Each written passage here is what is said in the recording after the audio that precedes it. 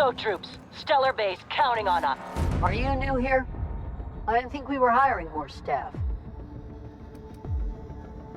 Oh, no. Don't tell anyone, please. Thank you.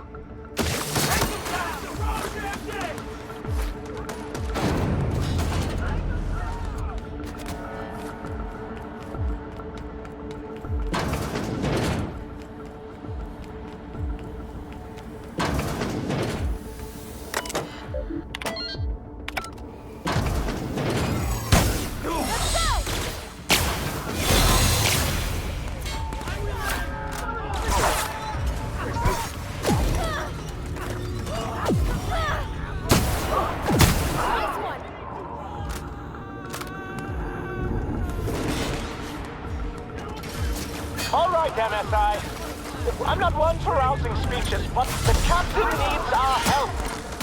Reminder, lying in the dirt is insanity. We're really doing this, huh? Difficult job ahead? Consider equipping a pack of Sam's special solvent stain out remover. It's ruthless on residual blood splatter. Captain, you have an uncanny talent for complicating my life. You've disrupted the balance of power. You've upset the natural order of things. You've introduced uncertainty, and there is nothing I despise more than uncertainty.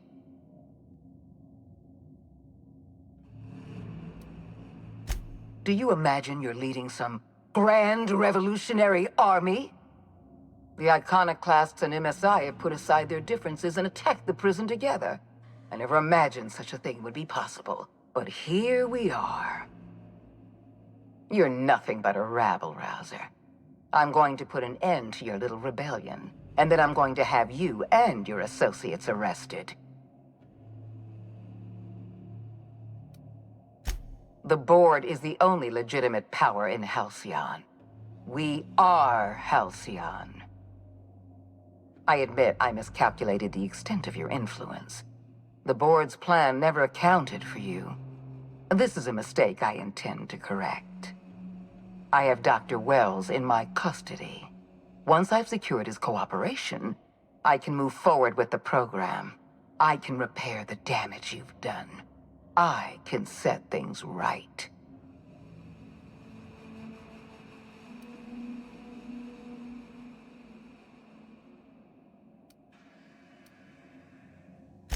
In that we are in agreement.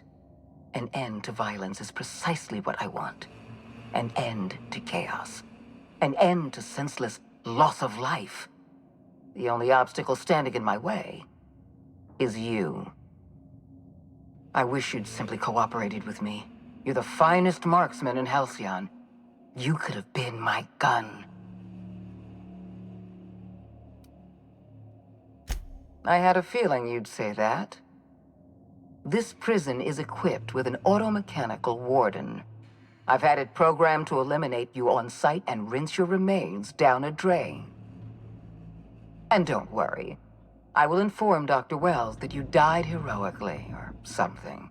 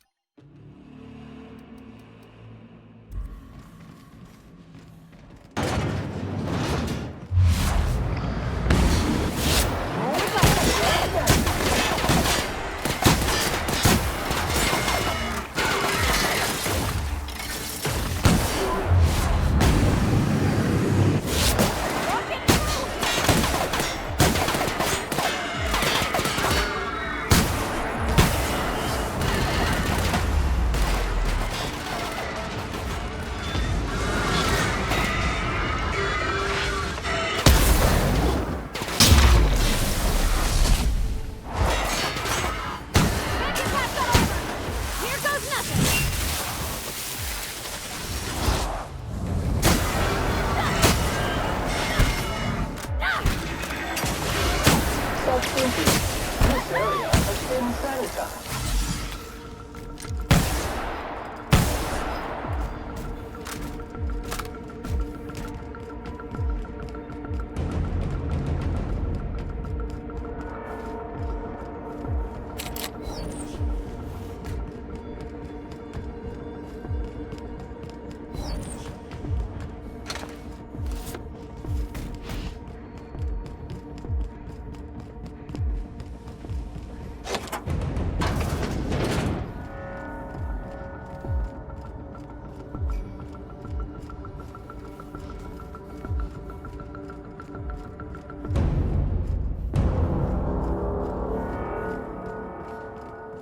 Why won't you just die?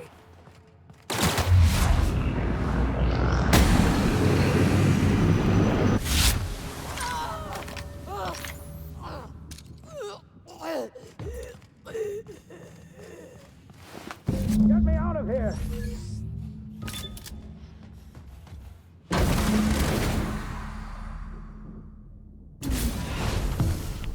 You don't know how glad I am to see you. You did the right thing. Akande was a monster. Her death was much deserved, and long overdue. And you lunatic, you broke into the board's own fortress just to rescue one doddering old man. You are absolutely out of your mind, and I can't begin to thank you enough. I'm all right, thanks to you. Akande wanted my cooperation. I'm quite sure she would have beaten it out of me if you hadn't arrived. You've broken the board's stranglehold on this colony, and you saved my life. But there's still so much we have yet to accomplish. You and I are going to have to work harder than ever to save Halcyon. I'm afraid the situation is far worse than any of us ever anticipated.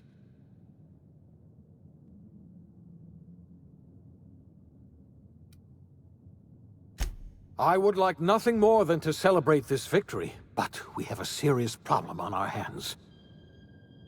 Earth has gone dark. We haven't received a single message in 3 years. There's been no communication, no signals, nothing.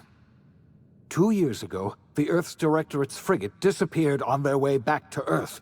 We don't know what they discovered when they arrived, or if they arrived at all. You mean we're all alone out here? Really alone? I'm afraid so, Miss Holcomb. Halcyon is the only home we have left. Returning to Earth is no longer an option. We're in serious trouble, my friend. Do you know what this means for Halcyon? We can't rely on Earth for support anymore. We've been cut loose. We're entirely on our own. Yes, we do. You've done a marvelous thing. You've succeeded where anyone else would have failed, including me. We must begin the revival process immediately, starting with the Hope's brightest minds, and then we're going to fix this damn colony, one problem at a time. We're going to need a leader, and I can't imagine a better person for the job than you. What do you say, old friend? Will you help us?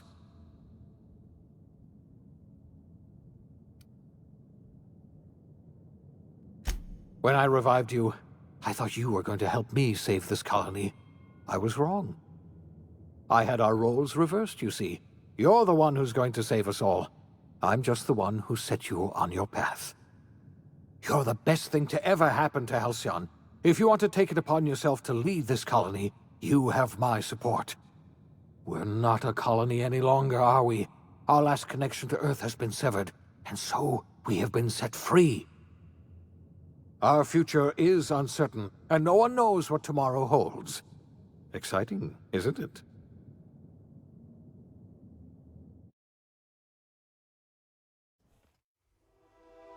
The OSI teaches that everything in the universe happens according to the grand plan. But the stranger that arrived in Halcyon was an unplanned variable. From the moment she landed in Emerald Vale, her actions altered the course of history. The events on Tartarus brought about the end of the board's authority. But the board's mistakes would haunt the colony for decades to come. The damage they left behind would require the work of a generation to repair. Dr. Phineas Wells began reviving a handful of the Hope's colonists. Engineers, scientists, technicians, and intellectuals. They were among the brightest minds the Earth had ever sent out into the stars. The Hope scientists and engineers woke up in a colony descending headlong into total collapse. With no way to return to Earth, they had no choice but to band together and devote themselves to the cause of saving Halcyon. The people of Halcyon were nothing if not hardy. In the absence of the board's authority, many of the colony's settlements banded together with a single purpose in mind: survival. Life was especially hard in the years to come.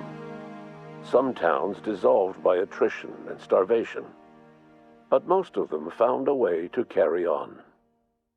In the years to come, Halcyon was forced to reckon with its newfound freedom. The board was gone, and for better or worse, the colony was responsible for its own destiny. Between MSI's worker-centric policies and the iconoclast's manpower, Sanjar and Zora were able to rally many of the Terra 2 townships to their cause. MSI's workforce swelled, and the iconoclasts enjoyed a significant surge in their ranks. The board was too distracted by infighting and internal politics to stop MSI from becoming a powerful corporation and a refuge for townships that might have fallen through the cracks. Consumed by paranoia, Lilia Hagen took Sublight Salvage in a controversial direction, openly accusing board officials of an extraterrestrial conspiracy. One day, an accident at the Groundbreaker's docking bay silenced her forever. Time would tell if her replacement could keep the Sublight family together. Adelaide McDevitt replaced Reed Thompson as the leader of Edgewater. She and her followers transformed Edgewater in their image. Anyone loyal to Reed was pressured into leaving town, and those who stayed behind adapted to her way of life. Adelaide transformed the old cannery into a new garden. The nearby Edgewater Cemetery provided a convenient source of fertilizer. As for Reed Thompson, it was said that he lasted exactly 2 days outside the walls of Edgewater. Years later, a marauder was found in possession of his hat. Under the leadership of Junlei Tennyson, the Groundbreaker held firm against corporate influence. The ship's mechanical stability gave Junlei the time to educate a promising generation of engineers schooled in her family's traditions. The future of the Groundbreaker looks promising. The rediscovery of the Hope and the abandonment of the lifetime employment program forced Byzantium to come to terms with some uncomfortable realities about the state of Halcyon. While Byzantines were reluctant to surrender the luxuries they'd grown accustomed to, the board's diminished authority gave them little choice in the matter. Nearly everyone had to learn to make do with less. Some even had to get jobs. It was a dark time indeed. Your influence shifted Ellie's perspective. She finally admitted, albeit grudgingly, that she just might need other people. Sometimes. With a steady income from the life insurance payouts, she was finally able to afford a ship of her own. She hired a small crew and flew supply missions to communities on the fringe. Some of them were even legal. Life in Halcyon was sobering for Felix Millstone. The grand revolution he dreamed of never came. There was no great awakening for the colony, no celebrations in the streets. There was only the hard, desperate work of trying to repair a broken colony. Felix never had a head for numbers, but if there was labor to be done, he was there to help. Eventually, Felix realized that the work of a revolution was done with 2 hands. As much as he enjoyed his adventures aboard the Unreliable, the vicar, known as Max, eventually decided that it was time to move on, to live out the life he had sought so long to create. He knew there were many in the colony who carried burdens much worse than the ones he had struggled with, and he devoted himself to easing their suffering wherever he could. He only ever took up arms again to defend the defenseless. unshackled from a lifetime of striving and fighting the universe and himself, Vicar Maximilian de Soto was finally at peace. Once the matter with the Hope colonists was resolved, Junlei bashfully asked Parvati if she'd like to join her permanently on the Groundbreaker, and Parvati enthusiastically, if somewhat awkwardly, agreed. The stories of her adventures spread across the colony, and Parvati soon found herself the center of attention. Having served as the engineer of a renowned spacecraft, tramp freighters and wildcat miners sought her out by name, and in no time, she was a fixture in the Groundbreaker's mechanical ecosystem. She and Junlei were never far apart. Nyoka returned to Monarch to take another crack at making a permanent life for herself. She formed the Charon Group, a mercenary outfit of ragtag survivalists and wilderness experts. Anyone in need of a guide, or just looking to throw back a beer and swap stories, could find her camping on the trail or clearing an infestation. The SAM unit that accompanied you spread awareness of the product line's superior sanitation and maintenance capabilities across what was left of the colony. This led to a boost in SAM unit sales. Did you know that SAM units are the longest-lasting, toughest-acting cleaning solution in Halcyon? Minister Clark was released from house arrest, and his contact with you gave him a sense of renewed purpose and vigor.